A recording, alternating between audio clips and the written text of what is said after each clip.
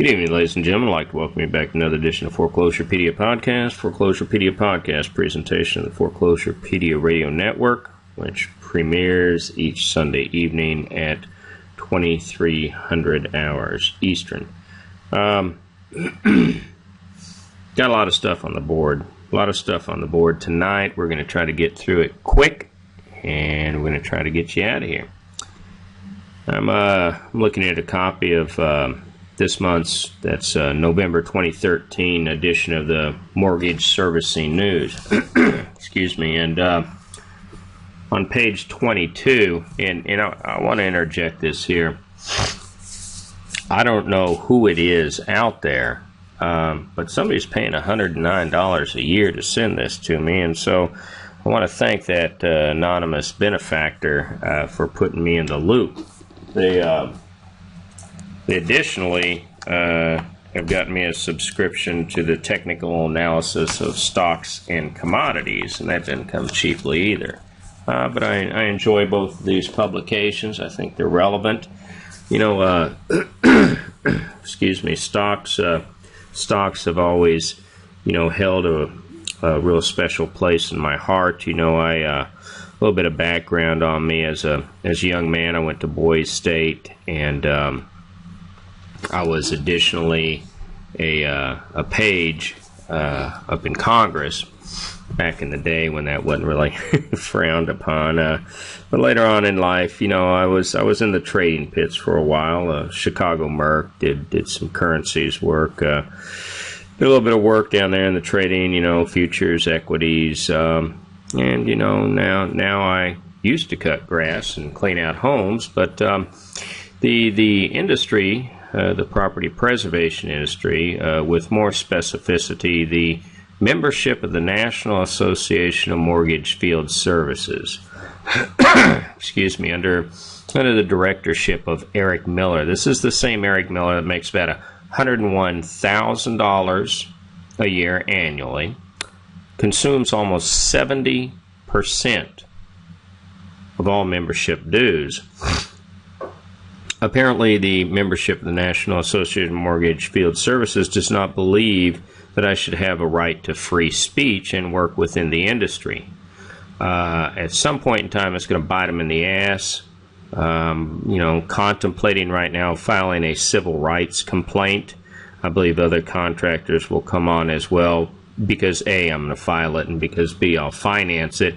And I very well may take a unique approach.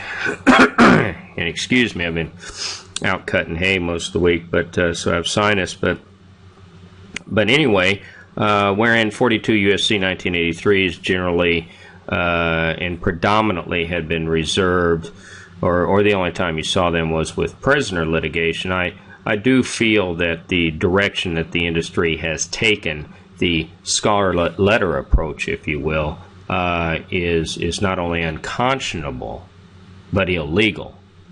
And I want to be very clear in that statement.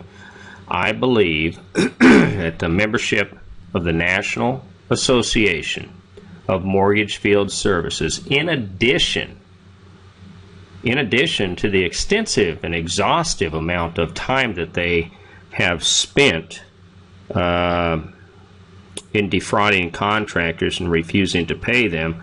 For example, you can excuse me, see this evening's article that's up here. We're talking about Boyd Property Preservation, Carol Boyd. We're talking about major defraudments here. We're talking about, let's meet the staff. We're talking about Carol Boyd right here. Good old Carol. And we did an interview. I'm sure you all heard it earlier. Interview where the contractor implicated Jerry Leonard. Jerry's, and we'll get back on track here in a minute, but Jerry Leonard is not just the average contractor. He is a fellow Mason. A lot of people don't know that about me as well.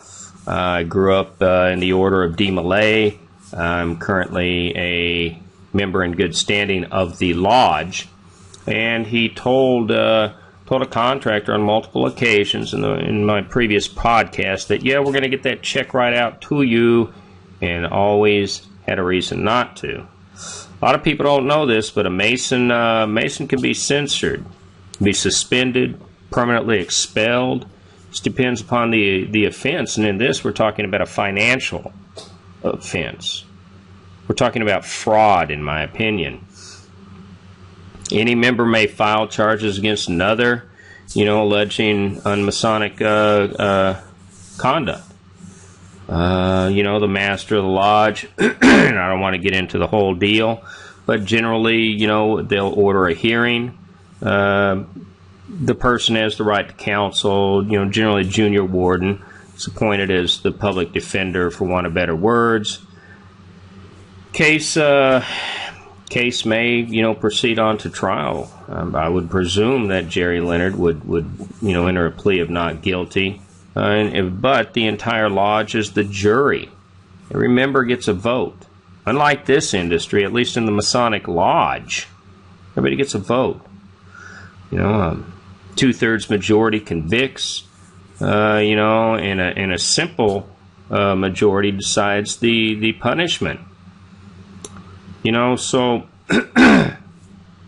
in my humble opinion, I believe that Jerry Leonard is guilty of heinous crimes,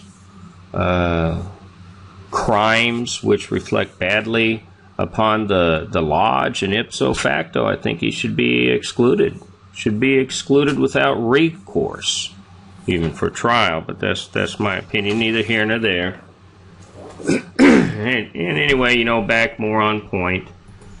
Like we're talking. These people, Carol Boyd, Jerry Leonard, you have the Brandon Lamberts, the Jason Mathises, the Amir Jaffas, he likes to call himself Alan. His name's Amir.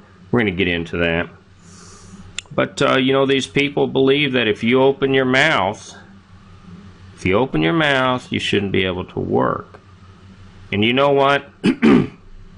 While all of these people were laying around on their lazy asses, I was overseas defending the right for legal companies to do legal business. And that's the reality. Whether we're talking about the Al Espinosas and Amos Alexanders, granted Amos, allegedly was in the Navy, looking at the whole business process of the notion, I don't know.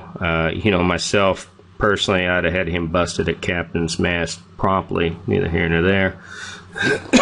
But here we're talking about a very heinous situation. Boyd property preservation, from everything I can tell, freely, willingly, and with overt intention, defrauded disabled veterans. The lady I was speaking with earlier today, 100% disabled. VA approved, whole 9 yards, service connected, Operation Desert Storm and Desert Shield. Her husband as well, 25-year Navy veteran, worked his way up the ranks from enlisted to officer, defrauded him. Family member of a retired admiral, defrauded them. Firemen. When I hear about firemen getting defrauded, not that I don't become irate about veterans being defrauded, but this actually brings visions of 9/11 into my mind. These are the men and women, the brave men and women who put their lives on the line each and every day to ensure that people who live in a lawful society are able to pursue life, liberty, and happiness. So, Carol Boyd, and from everything I can tell, and, the paperwork that I've been going through, and my source within her office, which she's really going to love that one, just sits back and jokes about it. Doesn't give two shits. So what we have when juxtaposed is we have two unique situations here. We have an obvious groundswell of criminality that has been brought to bear upon this industry. And so on the one hand, we're dealing with the outright blatant criminality. And on the other hand, what we have is a situation wherein if you buck the system, we're going to penalize you. We're going to penalize you. And you know what? That's a crime. You cannot violate people's civil rights. Now, if I'm engaged with you under the auspices of a contract in accordance with the Uniform Commercial Code, you can tell me that, you know what, I'm not going to work you. But you have to give me a reason. You can't just stop working me. Now, if you want to base that reason upon the fact that I'm incompetent, I'm not capable of performing the work, so be it. But when you base the fact of refusing to assign myself and others work orders because we invoke our First Amendment rights, because we choose freedom of speech, you've committed a crime. So maybe run 42 U.S.C. 1983 by your lawyers out there. All of this under Eric Miller. I wrote Eric Miller twice today, actually. I'd asked him on both occasions, reach out, let's talk off the record. You know, let's introduce some civility here. Let's try to help the honest members of the National Association of Mortgage Field Services out a bit, because, you know, they are being embroiled in a very, very negative public relations disaster. You know, I picture Eric Miller, you know, I mean, drunk in his boxers with his huge belly hanging out, you know, over his knees, you know, at the helm of a ship. And the problem is, you know, the ship's getting ready to run aground. In just the past year, the National Association of Mortgage Field Services has been associated with more legitimate negativity than all of its 25-year history combined. What do I mean by legitimate? Well, let's take a look at, you know, the Safeguard Properties situation. We're talking a 200-plus count suit filed by the Attorney General of Illinois. I mean, we're talking about violations of consumer fraud, of the Consumer Fraud Act, you know, filed in the Cook County Circuit Court. The Illinois Attorney General, Lisa Madigan up there, you know, has filed this suit. But we're also talking about the Holista matter. We're talking about the Holista matter in the United States District Court of Western District of Pennsylvania. We're talking about the filing of RICO, federal racketeering, ladies and gentlemen. I mean, this is the type of shit that you hear with the mafia. You know, I mean, Robert Klein, I mean, does he really think as he's taking his handful of Selexia and the other handful of his early onset dementia medication that he's the Teflon Don? I mean, I understand he comes from Hungary. I mean, you know, I have reported upon the Slovakian elements that I believe are directly associated with Klein and the whole village situation up there, the massive land grab is what I call it. Excuse me. I mean, what did they think? Everything was going to go away? You know,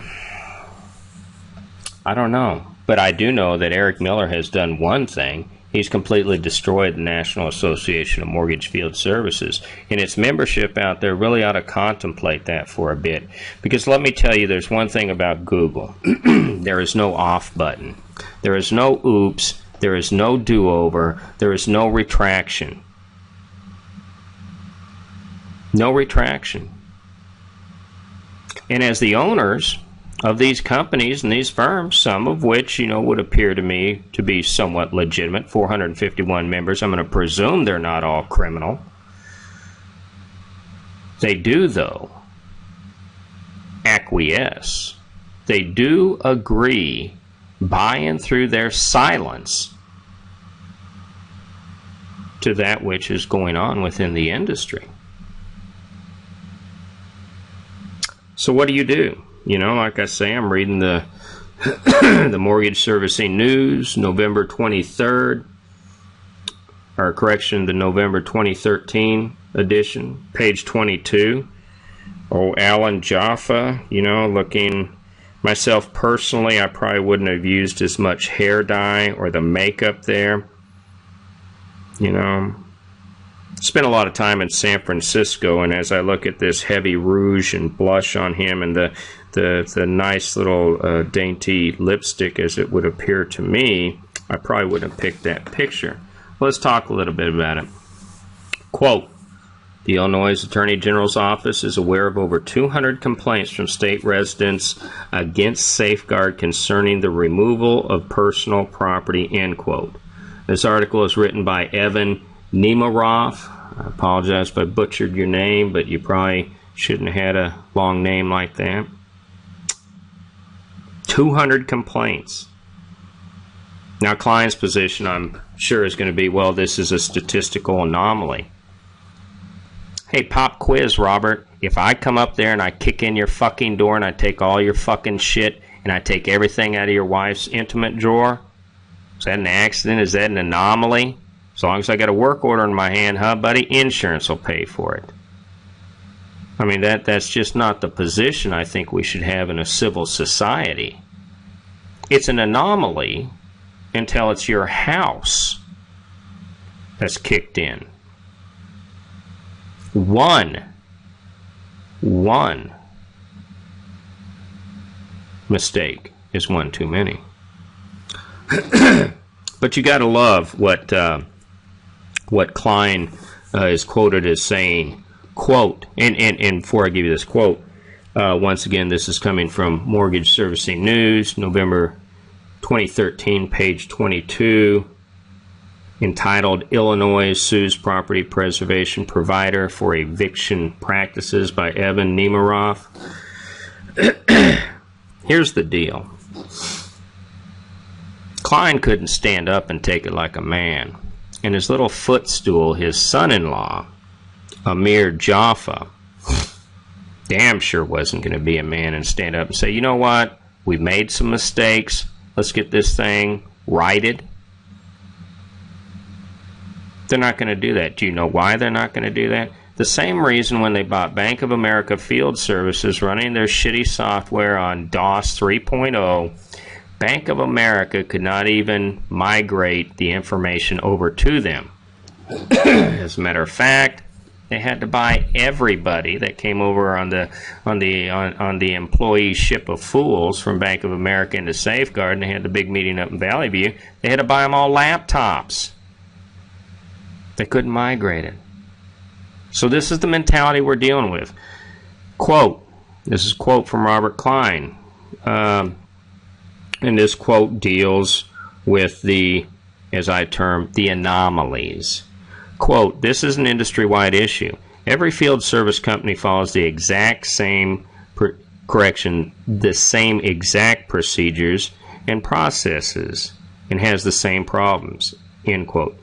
Klein continued, quote, we're going to fight this lawsuit, end quote. That's a good thing. I'm glad you are, Rob. I'm glad you are. Because, see, now, as you term yourself, quote, the 800-pound gorilla, end quote, that performs 2 million inspections a month, you might have met your match. Might have met your match. But you see, it's not just Illinois. It's not just Illinois that's coming in for you, Klein. 7 other attorneys generals right now as I speak, at 0200 Eastern, 19th of October, 2013. You heard this first on Foreclosurepedia podcast. Foreclosurepedia podcast on the Foreclosurepedia radio network. You're going to hear this first. 7 other attorneys general's offices right now are sharpening pencils. That's right. You do not have the financial resources to withstand the litigation that's coming down the pike, and you know that. And that's why you expanded your horizons. That's why back in April you bought that building up in Brooklyn. That's why you moved a lot of materiel down to Richardson, Texas. You see, while Jaffa is still in the bathroom doing whatever he does, popping zits or scratching his ass, you did have enough foresight to realize that it's going south. It's going south very rapidly. But hell, you and Eric Miller have a lot in common, don't you? The both of you know how to drive things into the ground. You know, Evan Nemiroff, who wrote this article in Mortgage Servicing News, November 2013 edition, page 22. You know, Evan, I certainly hope that he's not a classically trained journalist, because, you know, this is just a bunch of pomp and bullshit spun around so that Amir Jaffa could show his nice new face. Hopefully we're going to see that face in a mugshot, because I think if he does any time within the federal correctional system, I think they're really going to like that pretty smile. I think they're going to like that makeup. I really do. You know, in the same Mortgage Servicing News, you know, we have the amending of the Bank of America complaint. You know, this was a complaint that was brought about for housing discrimination, and let me give you an example here. Quote, meanwhile, the 18 homes evaluated in African American communities in Philadelphia showed that 67% had substantial amounts of trash, while 78% of these housing units did not have a for sale sign in the front yard. Bank of America. Suit was brought by the NFHA. Most of you all remember that. And as you know, albeit the portfolio is a little bit different, but by and large, Safeguard handles, you know, a good chunk of that. You know, so what are we going to do here? Well, you know, if you're a contractor right now and you're listening to me, if you're a contractor and you're studying the industry, what you're doing is you're planning an exit strategy. That's what you're doing. Now, for quite some time, I'm sure you've been out there contemplating, well, you know, maybe I ought to do a consultation. You know what? Everybody keeps it on the down low, but when people want immediate information, they go to Paul Williams. Yeah, I'm going to tell you, the exit strategies need to be coming about now, and I'm going to tell you why. Because when you look at the fact that all these properties are going to have to be brought up to snuff, and take the Bank of America litigation, for example, you know, this is unintended and unanticipated expenses. So you think you're not getting paid shit now? You're not going to get paid shit in the future. Those numbers are going to plummet. They are going to plummet. You know, there's some other interesting, you know, revelations going on when we actually talk about portfolios and such. You know, you have Aquin and Nation Star. You know, we're talking about, you know, negative percentages here, and it's a complex deal. I'm not going to bore everybody on the podcast with it. But, you know, and we're also seeing the mix of a lot of these portfolios being traded back and forth. At the end of the day,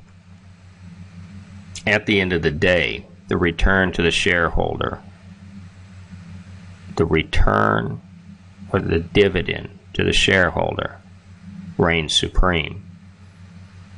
I want you to think about that for a moment. You know, when Concentric Equity Group, along with TDR Capital out of London, reached out and bought MCS, AMS, REO, and BPS, I predicted that they were going to go in there and they were going to begin to cut their throats. And that's what they did. You know, AMS, REO, as we all know, this past week here, you know, I mean, just within the past 3 or 4 days, they gutted their entire vendor management department.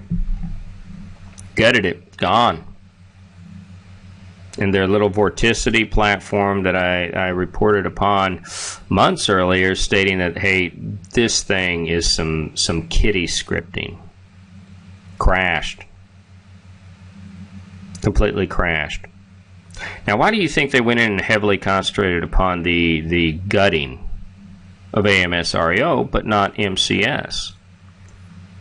You have to look at the leadership infrastructure. And what do I mean by that? Well, MCS's CEO, Carolyn Reeves, is now the CEO of the entire conglomerate. So they're going to gut it out.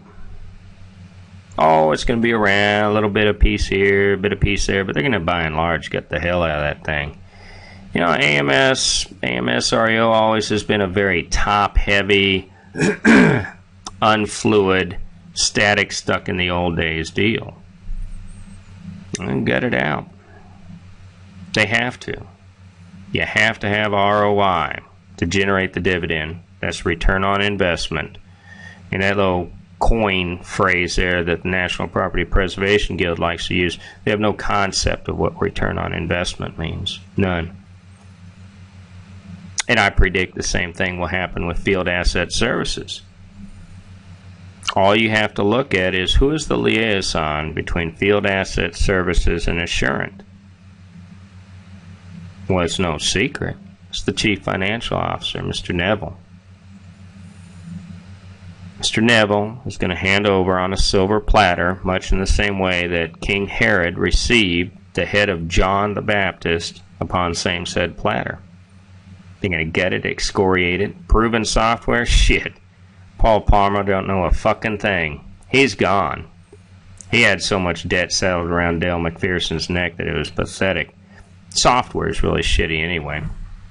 You'll probably see, you know, I mean, there's half dozen other companies out there, far more lightweight, far less expensive anyway. They're gone. Austin, gonna dice that thing up, gone. What you had was you had a $50 million plus cash deal with $250 million in options, but to understand those numbers, you have to understand debt. You go back 4, 5, 6 years prior, and you closely examine the filings of First Service by and through the Ottawa financials. You can truly see the nosedive that FAS was taking. And when you combine that with, you know, some, how shall we say, unsavory situations that Dale McPherson had with the Wounded Warrior Chase situation and with Fannie Mae, you know, you can understand. All they want is the portfolio. They want to gut the overhead, get rid of the real estate, reconsolidate in Georgia. Reconsolidate in Georgia. You know, while we're getting ready here to close up a little bit, you know, we're looking at all this Boyd property preservation defrauds disabled military personnel. I mean, how in the fuck can you go to bed at night seeing shit like that? I mean, I don't know. Even if I wasn't a veteran, I just would not feel comfortable, you know, about screwing our heroic men and women. I don't know. You know, you get down in here and you can read very clearly what's going on. September 2013, Carol Boyd helped to sponsor as well as paid to attend the National Association of Mortgage Field Services Conference in Chicago, Illinois. So right from jump, she was a bronze level sponsor. Eric Miller knew precisely what the hell was going on. In my opinion, Eric Miller is an accomplice. Eric Miller's an accomplice. When you speak to, and I redacted that, this is actually a letter that was sent to the chief detective in charge of this situation. I mean, this isn't a game anymore. We're not talking about Robert Klein, fucking a couple of contractors because he hired some felons down in Atlanta and it's going to go away. There's a detective involved in this. Good chance, good possibility you may see some criminal convictions. I will tell you this for damn sure. There's no way in hell Carol Boyd is ever going to touch the Freddie Mac contract. No way in hell. And that's going to upset her, and I'm going to tell you why. When you speak to Redacted, she will inform me about Carol closing up shop and making plans to file bankruptcy and open another business on Tunnel Hill Road, down in Dalton, Georgia, under a different name. Also, Carol has resorted to threatening her employees as well as playing the blame game on everyone. Ladies and gentlemen, these are VA homes. So, since she thinks she has a Freddie Mac contract, and 30 October they're going to issue the awards, they're not going to issue anything to her. You know why? I reached out to Miss Logan today. Yeah, that's right, Carol, Miss Logan. So that's going to be a little complicated now. So this Mercedes SUV that you wanted to pick up, yeah, I don't see it happening, I just don't see it happening. And all that's right, you have to report to HUD. If you're embroiled or involved in any litigation. That's right. So we're going to see how Craig Carnes handles that. I want to bring you all into the know on a little something that's going on. We're talking a little bit about consulting. And when you get down in here, read this article, because this is where, I had a client reach out I work with. He does several $1 million a year, and we'll leave it at that. But he said, hey, look, I have all these background checks. How do I get them from A to B? I said, you better not email them. Better drop them in an envelope. That part of it, at least for the delivery, is legal. So that deals with the actual consulting. But when we start looking at issues like this, wherein monies are owed, I'm actually interviewing right now and working with a very long time individual in the industry. That name's going to be not mentioned yet, nor the company name. But by November, they are going to roll out a collections company. That's right. A collections company that is going to operate upon behalf of the contractors and upon order mills if and when they need it. For example, when you look at the fact that you have multiple occasions wherein Safeguard Properties still hasn't even paid off all its Bank of America debt that it agreed to absorb with specificity to that merger. This individual, we're gonna do a private sit-down podcast. We're gonna get down to the brass tacks, and we're gonna begin to get contractors paid, because now there's going to be some legal teeth. This individual is compliant with the Fair Debt Collections Practices Act, FDCPA certified. You know that if I recommend somebody, because I never recommend anybody, then you know it's going to be good for the contractor. Why? Because Foreclosurepedia is a friend of labor. So don't forget, everybody, in the event that you have something you want to discuss, you want to talk about things, you have something going on with your company, it's pretty cheap price. It writes off on your taxes, $150 an hour. You want to sit down, you want to talk about a concept. You having issues with collections. You want to get into SAM, or GSA. Need a DUNS number. You want to talk about world peace. You're buying the hour. And you're not going to get better advice anywhere else. And why is that? Because individuals, even within the nationals, reach out to me to discuss issues such as Dodd-Frank, compliance, CFPB, regulatory amendments, enactments.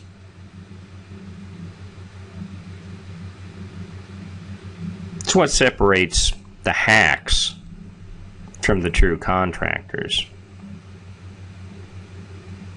You have to be able to invest money to make money. Ladies and gentlemen, as always, I appreciate you tuning in. If you have any questions, comments, concerns, feel free to give me a shout out, COO@foreclosurepedia.org. As everybody knows, we're over on Twitter. Hashtag Foreclosurepedia. That's just FOR, no E in there. As you know, the podcast runs over on the YouTube channel, Foreclosurepedia. We're on Google+. D. Paul Williams and Foreclosurepedia. We're proud to run, sponsor, and have administrative oversight over the LinkedIn Property Preservation Consortium. Unlike Facebook, the people you meet in LinkedIn are real. They're vetted. They're cleared. Everywhere, folks. Everywhere, folks. Give me a shout out. Questions, comments, concerns. Need consulting done? Give me a holler. And next week's podcast is going to get into the collections aspect, and I think that's going to be a big home run. I'm really excited about that. I'm looking forward to it.